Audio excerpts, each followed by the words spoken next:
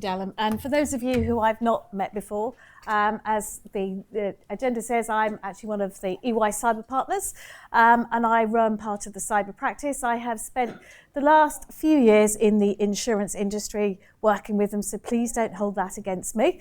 I'm not applicable for some of the work that they do. So I wanted just to start, in fact, Dallam, can we just put this onto just nothing for the moment, because I wanted just to start with a bit of a show of hands. How many in the audience actually sit or work with boards? A couple of you. Okay.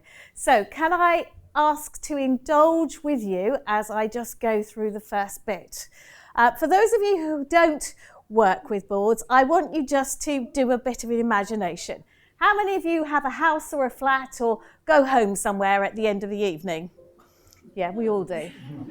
Okay, so how many of you have a front door key and maybe one or two front door keys? Okay, so we've got some good physical security, that's good.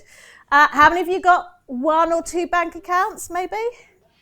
Yeah, good, most of you, that's good. The rest of you are obviously bartering still and got your chickens and your eggs and everything else.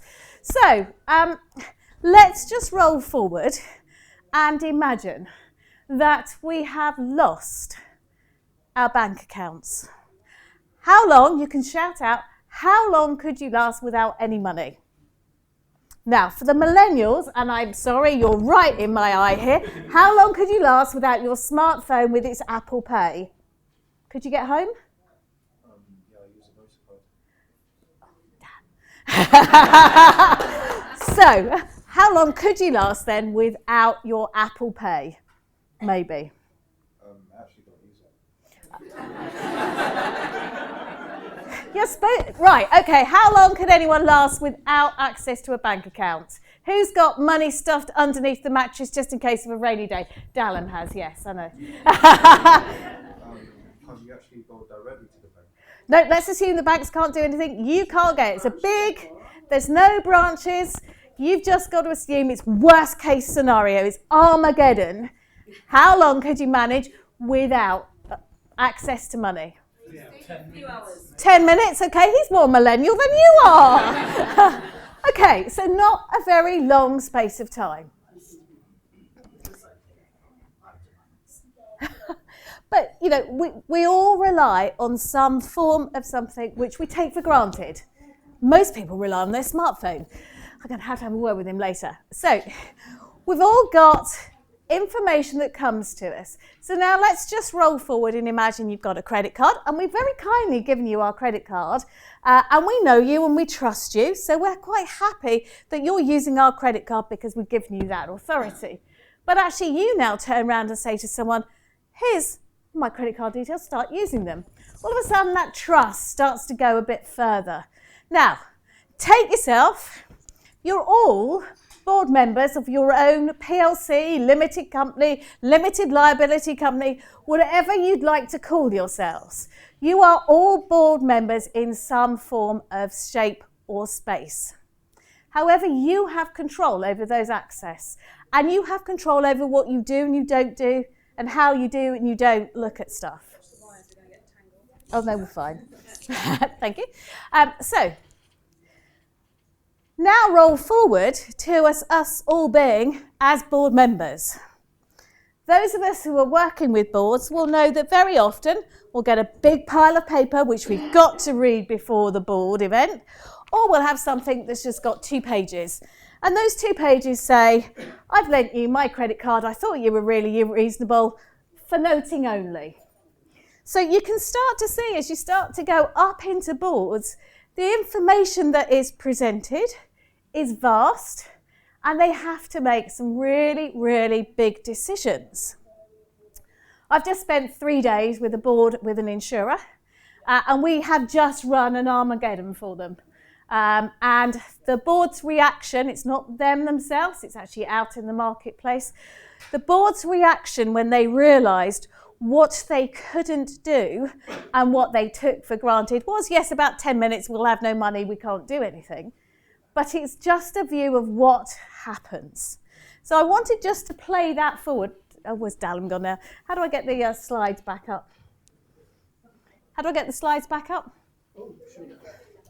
I've got the clicker, but I don't know what Alan's done. So I wanted just to play that through for you to get to feel what it's like being in a board.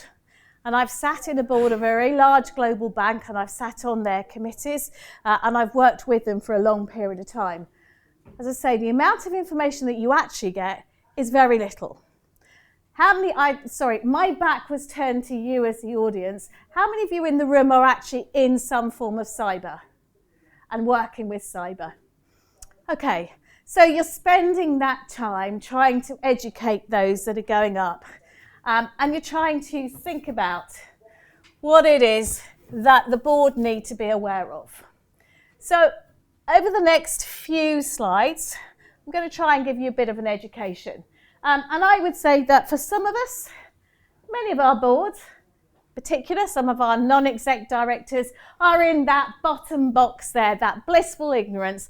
Everything is fine. I have my cybersecurity experts. They're all here in the room, so let's hope that nothing happens.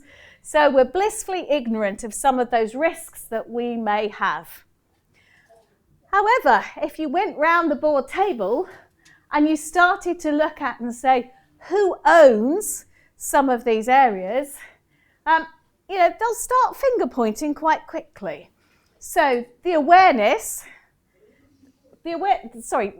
please feel free. I'm squawking up here and you're having to listen to me, so please sit in the seat that I've just vacated. So they'll all turn round to the CISO. So how many of you who are in security actually run a cyber awareness campaign? And we'll put some phishing out, and we'll see if you're going to click on that little link that gives you tickets to Glastonbury to hear Lionel Richie. There's one at the back. There's actually, I know, a few more that probably do that. So that awareness ownership, so if the board member turned around and said, whoa, who's responsible for making sure all our team members know what we need to do? They'll go, whoa, that's Sarah because she's a CISO. Sorry, I picked on you there. And again, they'll start saying, well, Sarah, we've just done this awareness campaign. Why do our employees still keep clicking on free Lionel Richie tickets? What's happening? Why don't they understand what we need to do and where we need to be? So, we've got this cyber risk appetite. We think we know what we're doing, but yet we're still having issues that are occurring. So as we go up into both ExCo and the extended committee, may include things like an audit committee, it may include a governance. For those organisations who are regulated, there may well be some regulation that they need to actually comply to. But the effective leadership comes from the board level down. And those of you who have raised your hands to say that you are in cyber, I am sure that you will turn around and say to me that every time there is a top-down commitment of something that needs to be done in and around cyber, miraculously, it seems to happen. And miraculously, everyone goes, yes, of course, they've said we need to do it. We know it's really important. It's how do we get that engagement at that board level, which is often difficult. There are things which are now beginning to make people realise. So ransomware is a good example of where organisations are understanding that if they don't have that effective leadership and governance, if they haven't got those good backups, they may well be like Norsk Hydro, and they may still be rebuilding after a ransomware attack 6 months on and £45 million later. So that awareness comes in. They're off round, these guys up here, the board are off round the golf course with their latest mates. They go, oh, did you hear about Bob? Oh, goodness, he's still rebuilding from that ransomware. And the next thing you know, coming back down to us all is, what does ransomware mean to us? And are we okay? And can I have a board paper? And tell me what we need to do. And of course, it comes back into the wonderful CISO pot to actually say what is being done and what are the awarenesses. Sorry, there is one right at the front, if you don't mind coming down to the front. I promise not to pick on you. So you can start to see how boards become getting aware, how boards start to talk with one another, and how the activities flow up and down between the organisations. So, roles and responsibilities. Now, I make no excuse in bringing this into some of the more regulated functions, which is where I've spent quite a lot of my time over the last 5 years. But for those within financial services, and indeed anyone who's in a critical national infrastructure or someone who has another regulated organisation, so healthcare, I don't know this area you're going, oh my God, there are a number of things that need to be undertaken as part of the roles and responsibilities. So there are within the financial services and other sectors what's called a senior manager regime. And that means that someone who sits on the board has to sit and sign to say that they understand what's happening with the assets, they know what's happening within the security of those assets, and they're aware of how everything will manage operationally, and there is resilience. So I ask you to think about AKA TSB and how resilient they were when they started to look at changing their operations, and to understand why, from a regulatory perspective and also from a board's perspective and a shareholder perspective, everyone needs to look at those implications of some of the decisions that they are making and some of the actions they are taking. So we talked a little bit just a minute ago about some of the other governance areas, and you may well have both an internal audit or a governance function.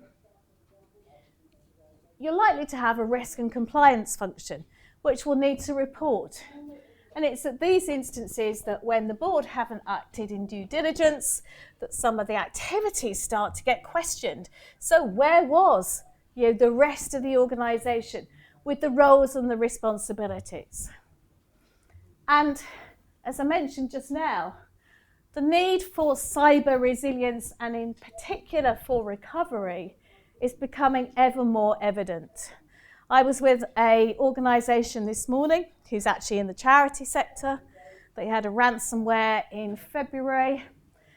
They had no ransom given to them. They were just attacked, and they couldn't find a way to unlock it. There was no bit unlocker. So they have spent the last few months trying to rebuild their services and rebuild everything that they needed from their data platform. So understanding your recovery requirements is really key and critical. And as a board member, that's one of the things that gets debated quite a lot. How am I going to be able to survive and still compete? What are my peers doing? What are my competitors doing? How much am I going to have to spend? So what was the show of hands for how many work in IT? Okay. So what do we as IT people like? We like some of that brand new sparkly tin, don't we? The new technologies and solutions. And often those are the right answers for organisations.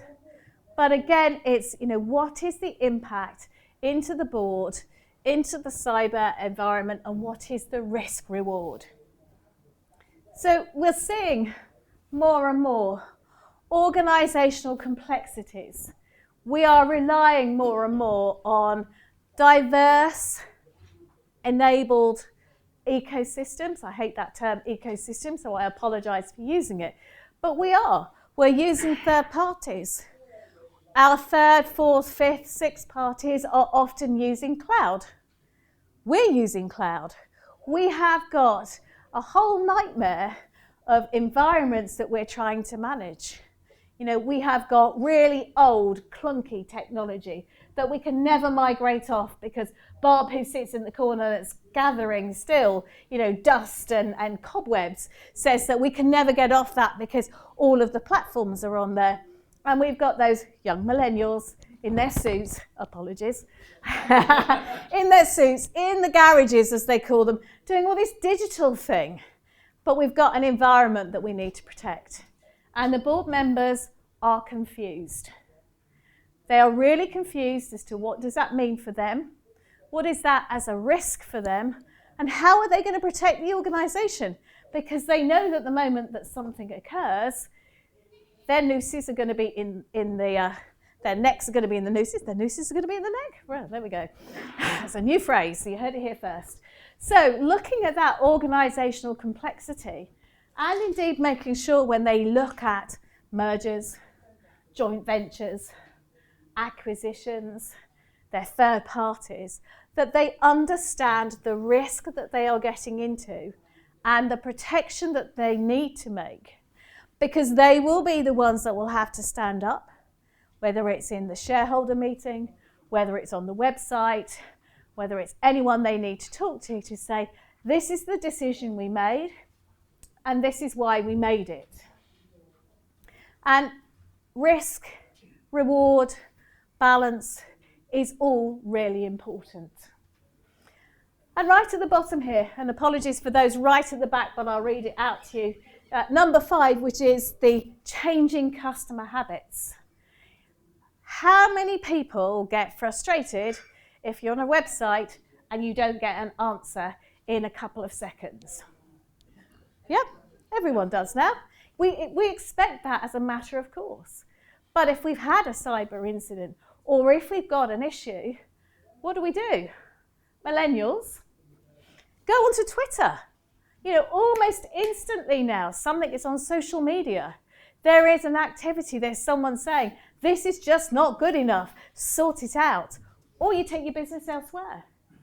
So as customers and consumers, we are demanding more from our suppliers, which means that we need to be resilient, which means that we need to ensure that if we do have some form of cyber incident or cyber risk, that as a board we know where our backups are, we know how we're going to service our customers, and we're proactively going to go out to our shareholders as well. I spent last summer working with an organisation that had inadvertently disclosed some data. I think that's probably the polite way of saying, yeah, they'd scored an own goal. But working with them as they started to think about that proactive communication, both internally to the staff, but also externally to the customers. And I can tell you as a result of that, they didn't lose a single customer in how they handled their communication. So again, really understanding what is the most effective way of managing that. So we've talked a little bit about this, but I thought I'd just throw up some few 3-letter acronyms. You know, the Internet of Things and the more connected devices that we have, you know, drives that digital revolution. We do still have that talent shortage. And, you know, Dallin mentioned a little bit about the diversity issues. We still have some of those diversity inequalities in some of the developments of platforms. So, you know, we still have doctor being only male, not now anymore. But, you know, if we're looking at some of those areas as well, you know, how are we leveraging that talent shortage? If you had an incident, so if you were a board member and you had an incident, how would you start to pull in other parts of your organisation to manage that incident? And those are the things which boards need to start taking. And those are the conversations and the activities they're having when there is a war going on and they're in a real life war room. And I can tell you that it's drafting in Mary Jo and whoever, it's various customers, activities don't go on. So normal BAU activities get suspended. So we talked just right at the start about what would you do if you had no access to your bank account. You know, what would you not be able to do? Is your normal business as usual activity because you can't get access to the money that you need or the things that you need. That's exactly what the boards have to debate when they go through some of these things. And yeah, you know, we're looking at more regulation. We all managed to flop over the line with GDPR, but we still have an issue with some of our data quality and the actions and the work that we're doing with that data, and still needing to you know, regulate it. So what are we seeing in some of the threat landscapes? Ransomware is definitely on the increase. Without shadow of a doubt, it is the latest activity that is happening. And as I say, we've put up here just a bit about some of those that are still in the news, but there are those which are ongoing at the moment, which haven't made the news headlines. And I didn't put Norsk Hydro up here, but yeah, there is some of those things that are happening there. Disruption to online services. The RBS, the well-known RBS event, which caused a lot of issues. I couldn't put TSB up here because that was a bit of an own goal as well. But, we're starting to see attacks and malware attacks which are going on. These are all things which, as board members, many do read the newspaper. We do think of the board members as being old and fusty and they just about get out of bed at lunchtime. They'll have an hour's lunch and they'll do something else. But they do read the newspaper. They do get concerned about some of these things. And you could quite easily see why the request comes back down the line in the organisation to say, are we going to get a theft like Equifax? Could we be impacted like Maersk or Norsk Hydro? What would it mean to us as a business? And yes, we would expect the business continuity plans to be used, but quite often, the board will look at some of those things which may not be in the business continuity plan as well. They might be thinking about some of the impacts to them as the suppliers. There might be a merger coming on. There might be a big contract that's coming down the line that we in the IT department, the security department, may not know about. So understanding some of the threat landscape and contextualizing that for a board to read is often difficult. As cyber and IT specialists, we often like the detail. We often like, what's happening, what's the nuts and bolts. As the board members, we need to take that up to that helicopter view and actually say, what does it mean to us as a business? So, a consistent dashboard and something which the board can start to look at, can wake up to in the morning. When I was in the large global bank, the global head of IT wanted something on his phone. The problem was he never slept. He said, I want something on my phone before I wake up. And we were going, okay, what time is that? Do we do it 12 o'clock? Do we do it 1 o'clock in the morning? So we went for a 5 a.m. release. But he wanted a consistent daily dashboard that allowed him very quickly to see if there was something going wrong. Interesting was a conversation I had about 3 months ago from a security team. And I said, well, you've got great dashboards. And they went, yeah, we have just found out that our chief risk officer is colourblind. So for the last 18 months, we have been providing a dashboard. He's got no idea what it means. So do check the stakeholders you are providing the information to and make sure it's useful for them, or whether there's anything else that might help them to look at that. But that, risk, reward and controls is the thing that actually, right at the start, the first thing in the morning, the board needs to know, do they need to be worried? Can they focus on strategic stuff? Is it business as usual? Or do they need to put their big red underpants on, find their red cape and come in and try and sort something out? So, standardised ratings. And again, this week, the work I've been doing with another board, it was very interesting when we went across the BUs and looked at their BUs. They had completely different ways of evaluating something. So as the board sat there, they went, well, I'm going to choose this lady in the lovely pink t-shirt. Now, you're saying it's 20%. Our millennial here is really conservative. He said 5%. Sarah said actually 35%, but I've no idea how you're coming to this because you've all used a different way and a different methodology. So standardizing those ratings to actually understand what that means allows us to look at what the issues are and for the board to really focus on the important things. Is it a big risk to me if I put this new technology in? Can I understand by putting that new technology in where my risk appetite is going to be reduced? Can I understand what it means to me as a business? What is it going to give me if I put that in? And that quantitative and qualitative views.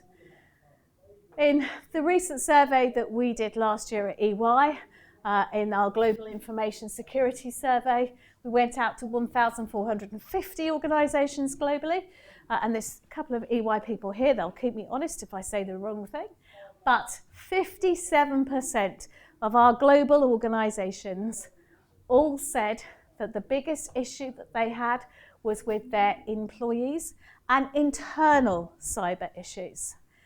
And that sometimes doesn't come out in the technology that we're managing. It sometimes doesn't come out in the processes and controls that we're looking at. It comes out more in this bottom part here, is some of that quantitative activity. You know, if we are going through, if as a board we're going through a volatile time, what does that mean to our people? Are we going to get disgruntled employees? Starting to come up to the board with some of those views and giving the activity for the board to actually look at and understand how they're making those informed decisions is really critical. Really critical. And being able to articulate this on a regular basis is something that makes the job of the board, when they've got either their great big wad of papers that they've got to wade through, or that 2-pager that says, this is just for noting, it contextualises everything that's going up there. So, what's the value to hackers? You know, if we're sat here and we were doing something very different and we had the dark web up, we could go online and find out exactly how much it's worth for everyone's credit cards that are here. If Dallam had set up a scammer before we walked in, you know, what would we be out in the marketplace actually getting? We've got some very nice nifty person that's got all your driving licenses as well. But there is a price for that information. And for many of the board members, they don't realise how easy it is for a cyber criminal to actually go out and sell that information. So this has been very useful here in actually talking to some of the boards and focusing their minds as to why would someone come in for personal information? What might they do with that? How might they use my organisation as a landing point to go to somewhere else? Because the cyber criminals do the same as we do. They build a view and a picture of the organisation, and they actually work out where some of those points are of interconnect. So, you know, if I'm going to take Uber drivers' names, which were in, you know, one of the hacks, I could start taking health records of a US driver, and before you know it, I've built up a whole profile. It's extraordinarily easy, it's frightening to look at, and it's very easy for the cyber criminals to actually then go onto the dark web and just buy laundered money and be off and away. So, the average impact that we've seen is £190. I've given you some really scare figures of what does it mean for some organisations, so Norsk Hydro being one of them.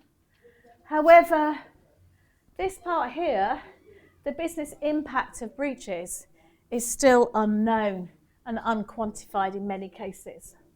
Many organisations have got cyber insurance, but the time to take for a forensic investigation and then actually remediate to address that breach can be anything from 3 months upwards. I know some of you might have been to previous talks that I have done, so if you have, you'll know the answer. But for our forensic teams have done some work, what's the longest time you think they found someone in an organisation? So I'm going to go for a quick show of hands just to make sure that your arms are working. I'm going to go for, who in the audience thinks 6 years? Oh, that's really conservative. 1, thank you, sir. Any advance on 6? And who would like 7 years? Oh, 1 at the back there, sold to the lady there. Who would like 8 years? It's your last option, 8 years. Gosh, you're really, God, Dana, where did you get them from? You need to get them some 8 years. So, if you look at this here, and we're saying this is the impact, if a cyber criminal has been in my business for 8 years, what do you think I as a board member are going to do apart from go out and try and get drunk tonight? So it happened before you were appointed? Good point, yes. Nothing to do with me, they were in here. But you're right, there's a whole raft of things that could have occurred that cyber criminal has discovered. These cyber criminals are now well organised, and they will look at some of this targeted identity. And they will go out and, really look at and see what needs to be done. I was talking to a girlfriend of mine yesterday who works for UK Finance, and they've been working with a lot of the fraud organisations, and they're saying that even some of the criminal gangs who are actually targeting from a fraud perspective, from a cash machine areas, are now taking between 5 hours and 7 hours to actually take the money off of some of the individuals. Highly organised, 12 peoples in gangs, just circling the victim that they have identified. So these guys are well organised now. It's a little bit of a dashboard of reporting. And as I say, these are the sorts of things. No one wants to see that the change in position is worsening. Everyone wants to see it staying the same or going down. But the reality is that, cyber incidents do cause things to actually worsen. It may be the sector, it may be the platforms that you're running, but having something like this, as you notice, we have taken both figures and arrows and colours. So we've tried to make sure that we keep up with everyone. So if you're colourblind, you can see that the arrows are going up or staying the same. If you don't like, arrows and you want figures, we put those on as well. And also, what's an essential read? If you want the board members to only look at certain things, look at these things here. Give them some identification of what's essential. I know we're all a bit like George Orwell, we're all equal, but some are more equal than others. But there are things that actually, at the board level, they can look at.